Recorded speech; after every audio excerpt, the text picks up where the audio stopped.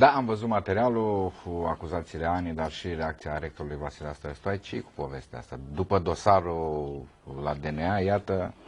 Da, deci, de regulă, eu nu sunt adeptul. Iată și povestea cu Ani. Da, se va rezolva, deci, după cum și dosarul de la DNA se va rezolva, nu sunt adeptul de a rezolva astfel de cazuri pe sticla televizoare sau în ziare, spre deosebire de celelalte instituții care, în mod normal, ele ar trebui să păstreze confidențialitatea. Sunt lucrurile care se vor rezolva pentru că, repet, ceea ce susțin ei, eu sunt cadru didactic la UMF Grete Popa, că nu este vorba numai de, este vorba și de contractul meu cu Grete Popa, din 1979.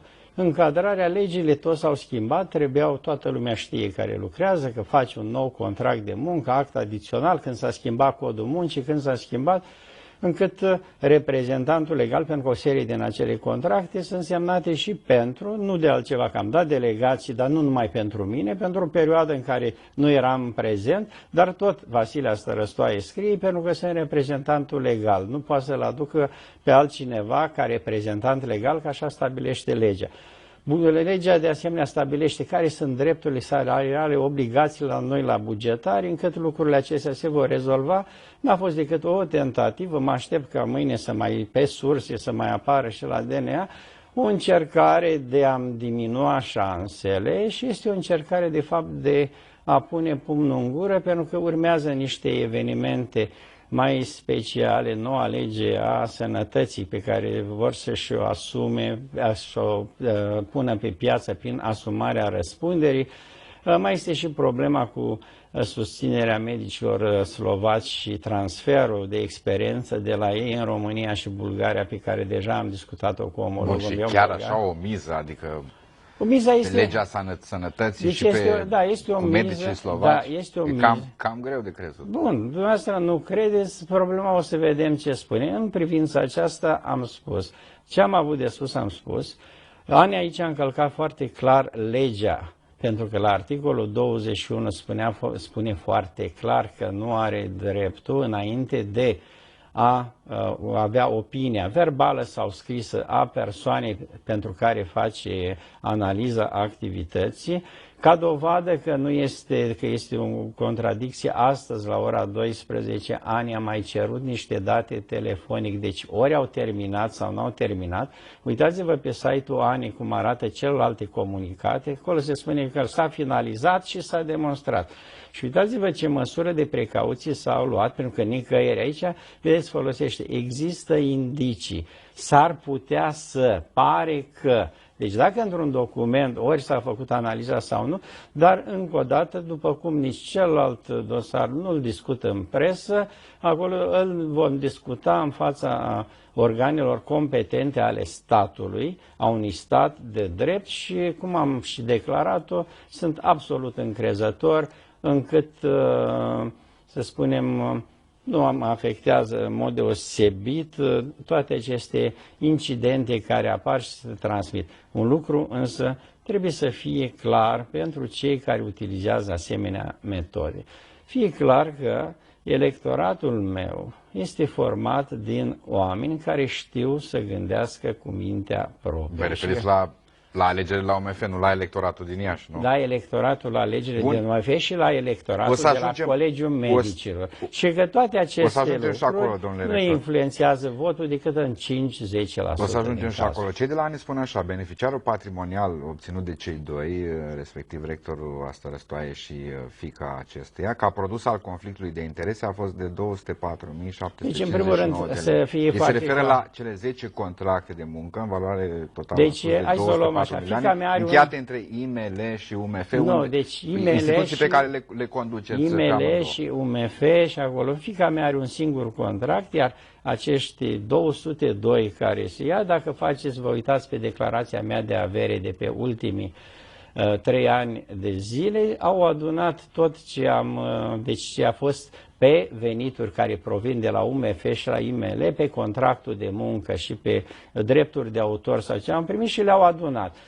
Dă foarte bine la populație, fiindcă spune, în timp ce noi, uite, trăim foarte prost, alții câștigă pe baza conflictelor de interese. Deci se va dovedi care sunt, nu sunt bani furați, sunt bani munciți, sunt pe 3 ani de zile, nu sunt pe 1 an de zile, sunt pe 3 ani de zile în care mi-am îndeplinit atribuțiile și, de ce nu, pot să spun că am fost și eficient, dovadă rezultatele care au fost obținute și de către IML și de către UMF, iar dacă vă uitați la salarizarea medicilor legiști, acolo este o salarizare care este prin lege specială, se acoperă și din autofinanțare și nu am făcut altceva decât să primesc la fel cum a primit orice medic legist, nimic în plus, b-aș spune puțin în minus, pentru că nu mi-am luat decât o jumătate din ceea ce trebuia să ia. Încât aș vrea să trecem peste acest subiect. Deci spuneți că n-a fost conflict de interese, nu?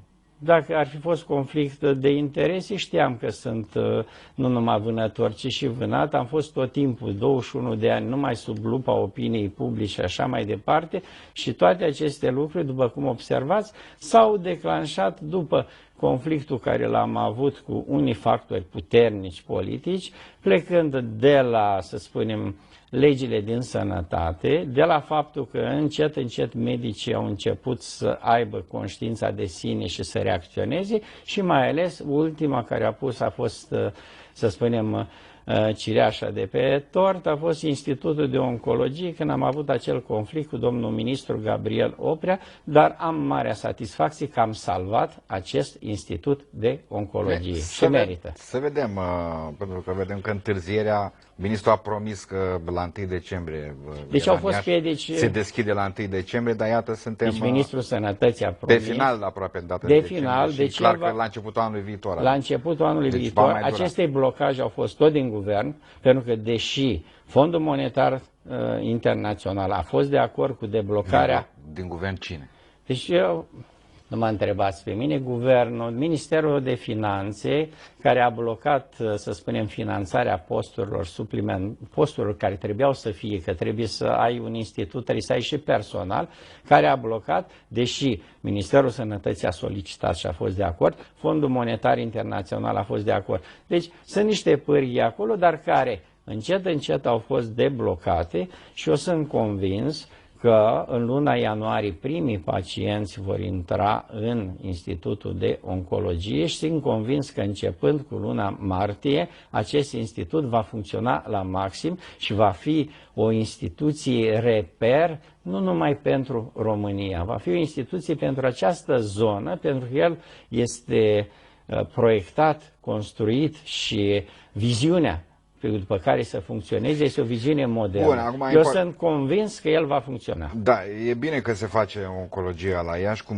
nevoie avem și de un spital regional de urgențe, dar sperăm ca, nu știu, peste 1 an, 2 sau 3 să nu auzim că a fost o licitație trucată pentru aparatură sau că... Se poate, orice, în ziua de astăzi se poate, să acolo afirmațiile, deci... Au fost angajați în funcție de conducere oameni care n-ar fi trebuit sau n-ar fi avut ce să caute acolo și așa mai departe, aduși nepotisme și lucruri de genul ăsta, cum știm că se întâmplă atunci când apare o instituție nouă. Când apare o instituție nouă, deci dacă ar fi ca să stai, n-ar trebui să faci nimic în România. E adevărat, deci, dar nu le putem face cum trebuie, adică trebuie să facem ceva fără scandal. Iar la Iași cam tot ce se face, și aici vorba și de administrație, și în zona medicală chiar de multe ori, chiar și în educație, nu există aproape să nu existe câte un scandal, câte o controversă. Deci scandal, controversă există pentru că avem această cultură conflictuală în care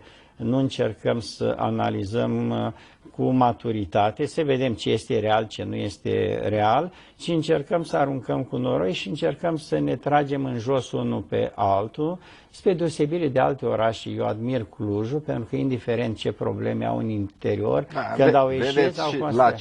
La ce s-a ajuns acolo? Nu se știe la ce s-a ajuns, pentru că o să vedem în continuare. Eu eram în Cluj când era discuția și majoritatea oamenilor care consider onești, corecți, aveau încredere și spuneau că nu cred în primar și spuneau că nu cred că deja este un lucru destul de suspect.